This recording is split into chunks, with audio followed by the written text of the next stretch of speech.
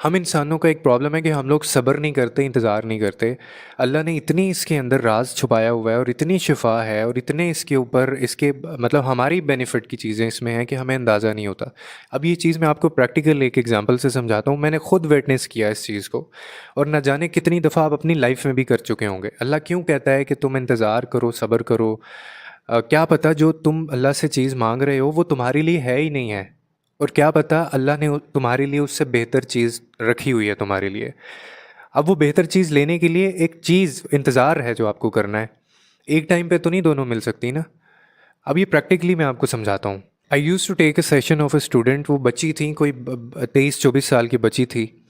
تو اس کا اس وقت پرابلم تھا، ابھی نہیں کوئی سال پہلے کی بات ہے، تو وہ کوئی ڈیسیجن نہیں لے پا رہی تھی، کوئی گھریلو شادی سے ریلیٹڈ ڈیسیجن تھا، تو فیصلہ نہیں لے پا رہی تھی۔ حالانکہ اس کو پتہ تھا، کلیئرٹی تھی، اس کو ڈائریکشن بھی پتہ تھی، لیکن وہ کہتی میں موٹیویٹ نہیں ہو پا رہی ہوں کہ میں یہ فیصلہ لوں، مجھے بڑا ڈر لگتا ہے، فیئر آف ان نون ہے۔ اور فیئر آف ان نون آپ کو میں ہمیشہ کہتا ہوں کہ یہ آپ کی ایمان کی کمزوری ہوتی ہے کہ آپ کا اللہ پہ ایمان نہیں ہے۔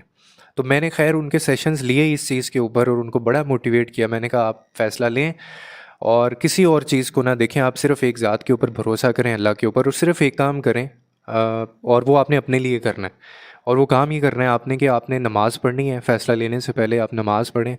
یہ لیکن یہ والی نماز دوسری نمازوں سے ہٹ کے ہوگی، اس کے اندر آپ نے اللہ کو باقاعدہ، آپ جیسے مجھے پاس آئی ہیں نا، مجھے آپ نے بتایا، آپ نے اللہ کو یہ ساری چیزیں بتانی ہیں۔ نماز سے فارغ ہو کے سجدہ کر کے سلام پھیر کے آپ یہ ساری چیزیں بتائیں، اور اللہ کو یہ تک بتائیں کہ آپ یہ فیصلہ لینے لگی ہیں، اور اگر یہ فیصلہ ٹھیک ہے تو وہ ڈیفینیٹلی اللہ تعالیٰ آپ کو اس کے بدلے کوئی اور چیز دے گا، اور اگر یہ فیصلہ نہیں ٹھیک ہے تو پھر آپ سے وہ ٹھیک فیصلہ کروائے، اسی فیصلے کو بہتر بنا دے۔ انہوں نے ایسے ہی کیا، اور اس کے بعد میری ان سے بات نہیں ہوئی۔ 1 سال بعد مجھے ایک وائس نوٹ آتا ہے میری اسسٹنٹ کے تھرو، اور وہ اس کے اندر وہ 5 سے 6 منٹ کا وہ وائس نوٹ تھا، اور اس کے اندر وہی بچی تھی۔ وہ کہتی ہیں، میرا نام انہوں نے لیا ہوا تھا، انہوں نے کہا تھا کہ میرا یہ پیغام ان تک پہنچا دیں کہ 1 سال پہلے میں نے ایسے سیشن لیا تھا اور مجھے انہوں نے یہ چیزیں کی تھیں، میں نے وہ چیزیں کی تھیں، اور آج الحمدللہ میں اس پرابلم کے اوپر ہنستی ہوں۔ میں نے وہ فیصلہ بھی لے لیا تھا، اور ویسے ہی لیا تھا جیسے آپ نے کہا تھا، اور میں اللہ کی اتنی اور اس وقت مجھے زندگی میں پہلی دفعہ اس نے کہا لگا کہ میں نے اللہ میاں سے بات کی ہے، میں نے اللہ تعالیٰ سے بات کی ہے، اور میں اتنا ریلیف مجھے ہوا کہ اب میں جو چاہ رہی تھی وہ بھی معاملہ ہو گیا، بلکہ اس سے بہتر ہو گیا، اور میں بڑی ایک نارمل لائف گزار رہی ہوں، اور مجھے اس کی تکلیف دکھ بھی نہیں ہے جو مجھے پہلے تھا۔